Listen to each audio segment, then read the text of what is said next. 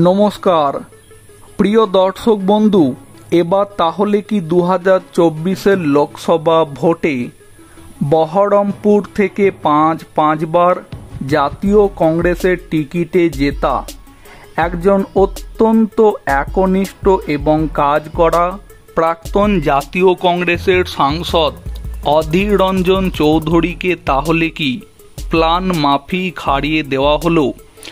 আপনারা প্রত্যেকেই জানেন যে এবার 2024-এর লোকসভা ভোটে বহরমপুর লোকসভা কেন্দ্র থেকে জাতীয় কংগ্রেস প্রার্থী অধীর রঞ্জন চৌধুরী তৃণমূল কংগ্রেস প্রার্থী ইউসুফ পাঠানের কাছে প্রায় 85,000 ভোটের ব্যবধানে পরাজিত হয়েছেন। এবার 2024-এর লোকসভা ভোটের যে ফলাফল প্রকাশিত হয়েছে সেখানে যেটা দেখতে পাওয়া যাচ্ছে, বহরমপুর লোকসভা কেন্দ্রটি যে 7টি বিধানসভা আসন নিয়ে গঠিত হয়েছে তার 6টি বিধানসভা আসনই তৃণমূল প্রার্থী ইউসুফ পাঠান এগিয়ে আছেন। অন্যদিকে একমাত্র বহরমপুর লোকসভা কেন্দ্রে অবস্থিত বহরমপুর বিধানসভা আসনটি থেকে জাতীয় কংগ্রেস প্রার্থী অধীর রঞ্জন চৌধুরী এগিয়ে আছেন। তবে প্রিয় দর্শক বন্ধু, এই বিষয়ে আপনাদের কাছে একটা মারাত্মক তথ্য তুলে ধরব, তারপরে আপনারাই বিবেচনা করবেন যে আসলে ঘটনা কি ঘটেছে।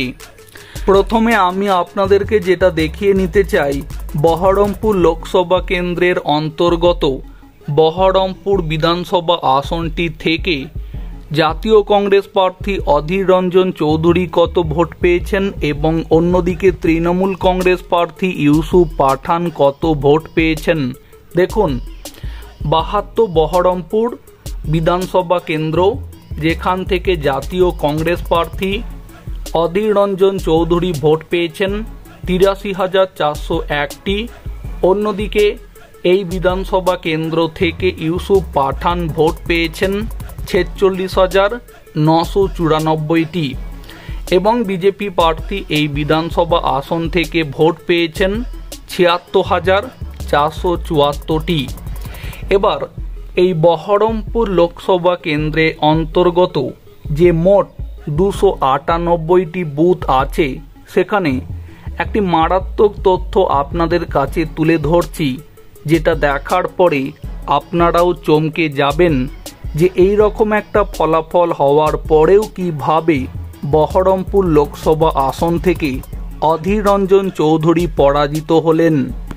দেখুন প্রিয় দর্শক বন্ধু, এটা হচ্ছে বহরমপুর লোকসভা আসনের অন্তর্গত বহরমপুর বিধানসভা কেন্দ্রে যে মোট 298টি বুথ ছিল, সেখানে এবার 2024-এর লোকসভা ভোটে বুথ ভিত্তিক কি ফলাফল হয়েছে এটা দেখার জন্য আপনারা একটু সোজাসুজিভাবে দেখুন, কারণ ফোনটা আড়াআড়ি আছে কিন্তু লেখাটা ওপর নিচে হয়ে গিয়েছে, তাই আপনারা বুথ ভিত্তিক ফলাফলটি দেখার জন্য ফোনটাকে একটু সোজা করে নিন, মানে সোজাভাবে দেখুন, তাহলে আশা করি পুরো সংখ্যাটা আপনারা দেখতে পাবেন। তো এটা বহরমপুর বিধানসভা কেন্দ্রে যে বুথ ভিত্তিক ফলাফল দেখাচ্ছি, এটা দেখানোর পরে আপনারাও চমকে যাবেন যে এই রকম একটা ফলাফল হওয়ার পরেও কিভাবে অধীর রঞ্জন চৌধুরীর মতো একজন জনপ্রিয় সাংসদ এবার 2024-এর লোকসভা ভোটে বহরমপুর লোকসভা আসনটি থেকে পরাজিত হলেন, এটা সত্যি ভাবা যায় না। তো প্রিয় দর্শক বন্ধু, একটু ভালো করে লক্ষ্য করুন, আমি প্রথম একেবারে 1 নম্বর বুথ থেকে 298টি বুথ ধরে ধরে দেখাচ্ছি না, তবে যেটা মূল বিষয় দেখাতে চাইছি সেটা আপনাদেরকে দেখাচ্ছি। দেখুন, এখানে 1 থেকে 22 পর্যন্ত যে বুথ দেখতে পাওয়া যাচ্ছে, প্রত্যেকটি বুথে কংগ্রেস প্রার্থী অধীর রঞ্জন চৌধুরী কিংবা বিজেপি প্রার্থী ডক্টর নির্মল কুমার সাহা এগিয়ে আছেন এবং এই প্রত্যেকটি বুথে তৃণমূল প্রার্থী ইউসুফ পাঠান পিছিয়ে আছেন। যদি একটু ভালো করে দেখেন তাহলে এটা আপনারা প্রত্যেকে দেখতে পাবেন। এরপরে চলে আসছি পরের পাতাতে। এখানে বুথ রয়েছে 23 থেকে 53 পর্যন্ত। এখানেও যেটা দেখতে পাওয়া যাচ্ছে, প্রত্যেকটি বুথেই হয় অধীর রঞ্জন চৌধুরী এগিয়ে আছেন, নতুবা কিছু বুথে ভারতীয় জনতা পার্টির প্রার্থী ডক্টর নির্মল কুমার সাহা এগিয়ে আছেন এবং প্রত্যেকটি বুথে তৃণমূল প্রার্থী ইউসুফ পাঠান পিছিয়ে আছেন। এরপরে চলে আসছি পরের পাতাতে। এখানে বুথ রয়েছে 54 থেকে 84 পর্যন্ত। এখানেও যেটা দেখতে পাওয়া যাচ্ছে, যদি আপনারা একটু ভালো করে দেখেন তাহলে প্রত্যেকটি বুথেই হয় অধীর রঞ্জন চৌধুরী এগিয়ে আছেন কিংবা বিজেপি প্রার্থী এগিয়ে আছেন।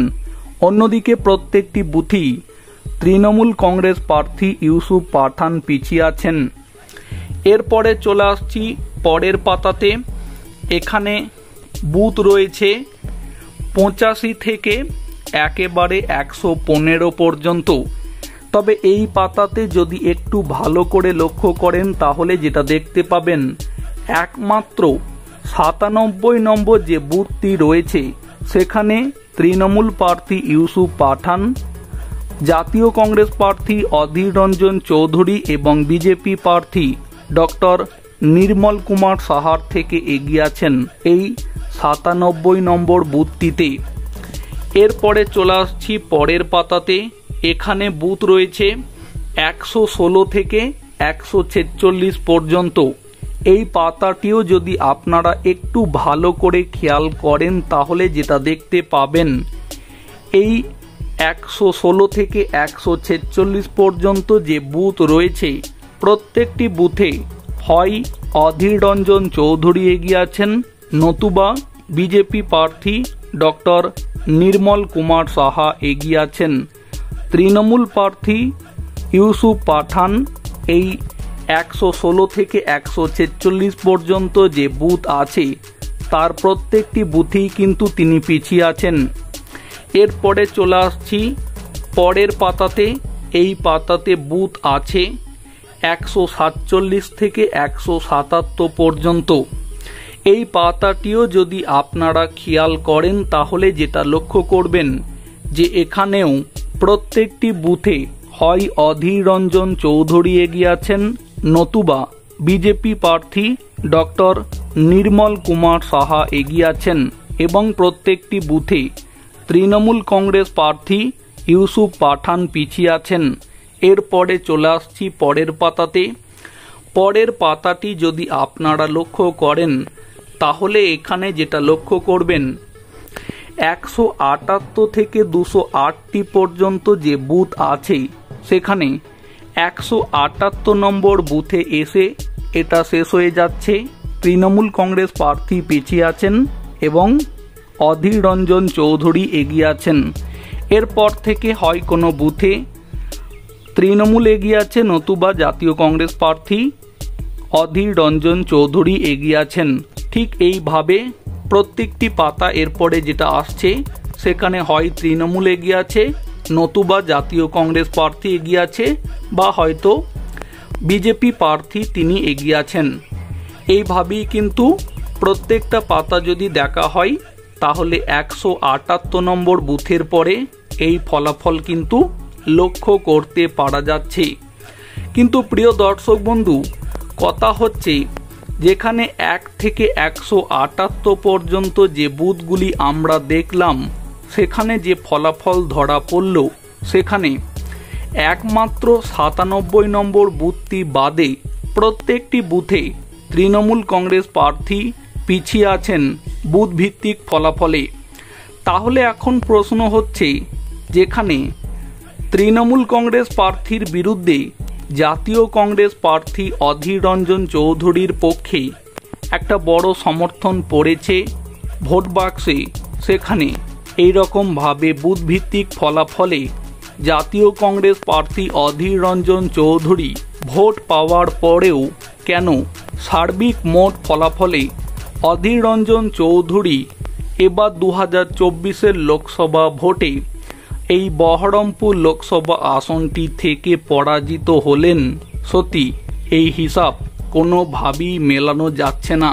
তো প্রিয় দর্শক বন্ধু, এই আশ্চর্যজনক ফলাফলটি দেখার পরে আপনাদের কি মনে হয় অধীর রঞ্জন চৌধুরীকে তাহলে কি প্ল্যান মাফিক এবার 2024-এর লোকসভা ভোটে কোনোভাবে কি পরাজিত করে দেওয়া হলো?